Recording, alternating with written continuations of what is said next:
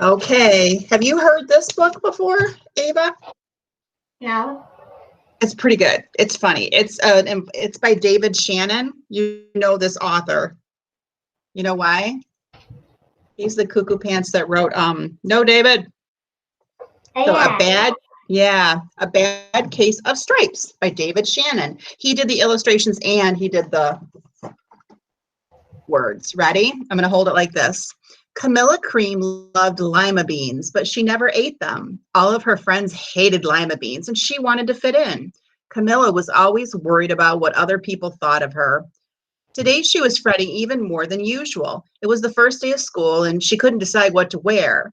There were so many people to impress. She tried on 42 outfits, but none seemed to be quite right. She put on a pretty red dress and looked in the mirror. Then she screamed. Why would she scream? She's got 42 outfits. Can you imagine trying on that many clothes? No. Check it out. Look at her. It's actually Oh kind of yeah, pretty. because of all the clothes that she wears, it's different colors, and it made her different colors. You've read this before, haven't you? I love you. No. Here we go. Her mother ran into the room and screamed too. Oh my heavens, she cried. You're completely covered with stripes. This was certainly true. Camilla was striped from head to toe. She looked like a rainbow. Mrs. Cream felt Camilla's forehead. Do you feel all right? She asked. I feel fine, Camilla answered. But just look at me. You get back to bed this instant, her mother ordered. You're not going to school today. Camilla was relieved. She didn't want to miss the first day of school, but she was afraid of what the other kids would say. And she had no idea what to wear with those crazy stripes. Yeah, what would you wear with that? That's a good point. A long sleeve shirt, probably. Yeah, that probably would work. You're right. Oh, whoa, look at that. That afternoon, Dr. Bumble came to examine Camilla. Most extraordinary, he exclaimed. I've never seen anything like it. Are you having any coughing, sneezing, runny nose, aches, pains, chills, hot flashes, dizziness, drowsiness, shortness of breath, and uncontrollable twitching? No, Camilla told him. I feel fine. Well, then, Dr. Bumble said, turning to Mrs. Cream, I don't see any reason why she shouldn't go to school tomorrow. Here's some ointment that should help clear up those stripes in a few days. If it doesn't, you know where to reach me. And off he went. Did she probably eat rainbow ice cream to make her tongue like that? Maybe. Look at this. Look at this. She changed. The next day was a disaster. Everyone at school laughed at Camilla. They called her Camilla Crayon and Night of the Living Lollipop. She tried her best to act as if everything were normal, but when the class said the Pledge of Allegiance, her stripes turned red, white, and blue, and she broke out in stars. That's actually kind of pretty. That's weird. That never happened. Wait. Do you think that's weird? Check out this picture. The other kids thought this was great. One yelled out, let's see some purple polka dots. Sure enough, Camilla turned all purple polka dotty. Someone else shouted, checkerboard, and a pattern of squares covered her skin. Soon everyone was calling out different shapes, colors, and poor Camilla was changing faster than you can change channels on a TV. That night, Mr. Harms, the school principal, called. I'm sorry, Mrs. Cream, he said. I'm going to have to ask you to keep Camilla home from school. She's just too much of a distraction, and I've been getting calls from the other parents. They're afraid those stripes might be contagious. Do you know what contagious means? No. It's kind of like, like why we're home right now with the coronavirus and all that. It's because it's contagious. You could catch it maybe like a germ. That's why. So they're thinking her stripes are contagious, which I'm wondering if they are. Camilla was so embarrassed. She couldn't believe that 2 days ago, everyone liked her. Now, nobody even wanted to be in the same room with her. Her father tried to make her feel better. Is there anything I can get you, sweetheart? He asked. No, thank you, sighed Camilla. What she really wanted was a nice plate of lima beans, but she had been laughed at enough for one day. Oh, man. Well, yes, I see, said Dr. Bumble mumbled when Mrs. Cream phoned the next day. I think I'd better bring in the specialist. We'll be right over. About an hour later, Dr. Bumble arrived with 4 people in long white coats. He introduced them to the Creams.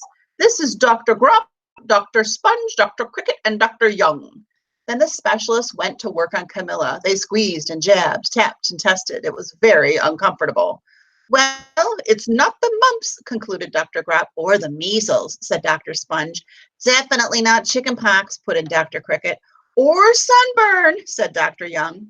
Try these, said the specialist. They each handed her a bottle filled with different colored pills. Take one of each before bed, said Dr. Grop. Then they filed out of the front door. No, excuse me. Then they filed out the front door, followed by Dr. Bumble. A lot of doctors in her house. Oh, that's kind of weird. Dr. Bumble rushed over as soon as Mrs. Cream called. But this time, instead of specialists, he brought the experts. Dr. Gourd, Mr. Mellon were the finest scientific minds in the land. Oh, wait. I missed a page. I was like, why does it sound like that? I missed this page. That's freaky. That night, Camilla took her medicine. Okay, this makes sense in the story, doesn't it? It was awful. When she woke up the next morning, she did feel different, but when she got dressed, her clothes didn't fit right. She looked in the mirror, and there, staring back at her, was a giant multicolored pill with her face on it. I was wondering why it jumped ahead like that. Now we know. Okay, Dr. Bumble rushed over as soon as Mrs. Cream called, but this time, instead of specialists, he brought the experts. Dr. Gourd and Mr. Mellon were the finest scientific minds in the land. Once again, Camilla was poked and prodded, looked at and listened to. The experts wrote down lots of numbers, and then they huddled together and whispered. Dr. Gourd finally spoke. It might be a virus, he announced with authority. Suddenly, fuzzy little virus balls appeared all over Camilla. Possibly some form of bacteria, said Mr. Mellon. Out popped squiggly little bacteria tails. Or it could be a fungus, added Dr. Gourd. Instantly, Camilla was covered with different colored fungus blotches. The experts looked at Camilla and then at each other. We need to go over these numbers again back at the lab, Dr. Gourd explained. We'll call you when we know something. But the experts didn't have a clue, much less a cure. You know what a cure is? A cure is like a fix for it. Like if I had a cold and I was like feeling sick, I might take some medicine to cure it, to help me feel better, to make it go away. Oh, look at this picture. He went over both pages. It reads, by now, the TV news had found out about Camilla. Reporters from every channel were outside her house telling a story of the bizarre case of the incredible changing kid. Soon, a huge crowd was camped out on the front lawn. Just when I thought it couldn't get any worse. Now everybody knows. Oh, Ava, look. Look at her now. Isn't that freaky? Yeah. She doesn't even look human. The creams were swamped with all kinds of remedies from psychologists, allergists, herbalists, nutritionists, psychics, an old medicine man, a guru, and even a veterinarian. Each so-called cure only added to poor Camilla's strange appearance until it was hard to even recognize her. She sprouted roots and berries and crystals and feathers and a long furry tail, but nothing worked. How did she get around like that? You couldn't even move. One day, a woman who called herself an environmental therapist claimed she could cure Camilla. Close your eyes, she said. Breathe deeply and become one with your room. She became what? Look at, she's her room now. She's her bedroom. I wish you hadn't said that, Camilla groaned. Slowly, she started to melt into the walls of her room. Her bed became her mouth. Her nose was a dresser, and two paintings were her eyes. The therapist screamed and ran from the house. What are we going to do? Cried Mrs. Cream. It just keeps getting worse and worse. She began to sob. Oh my gosh, she's part of the house. At that moment, Mr. Cream heard a quiet little knock at the front door. He opened it, and there stood an old woman who was just as plump and sweet as a strawberry. Excuse me, she said brightly, but I think I can help. What? How can a grandma help, right? She went into Camilla's room and looked around. My goodness, she said with a shake of her head. What we have here is a bad case of stripes. One of the worst I've ever seen. She pulled a container of small green beans from her bag. Here, she said, these might do the trick.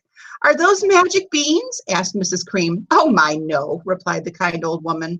There's no such thing. They're just plain old lima beans. I bet you'd like some, wouldn't you? She asked Camilla. Camilla wanted to take a big heaping plate full of lima beans more than just about anything, but she was still afraid to admit it. Yuck, she said. No one likes lima beans, especially me. Oh dear, said the old woman sadly. Guess I was wrong about you. She put the beans back in her bag and started toward the door. Camilla watched the old woman walk away. Those beans would taste so good. And after being laughed at, eating them was nothing compared to what she'd been going through. She finally couldn't stand it. Wait, she cried. The truth is, I really love lima beans. I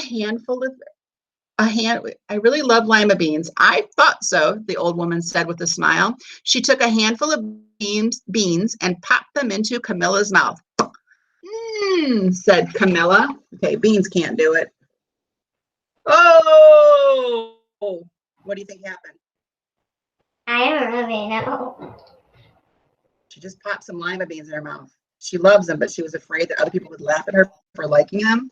Check this out, babe. Ta-da! It says, soon the branches, feathers, and squiggly tails began to disappear. Then the whole room swirled around. When it stopped, there stood Camilla, and everything was back to normal.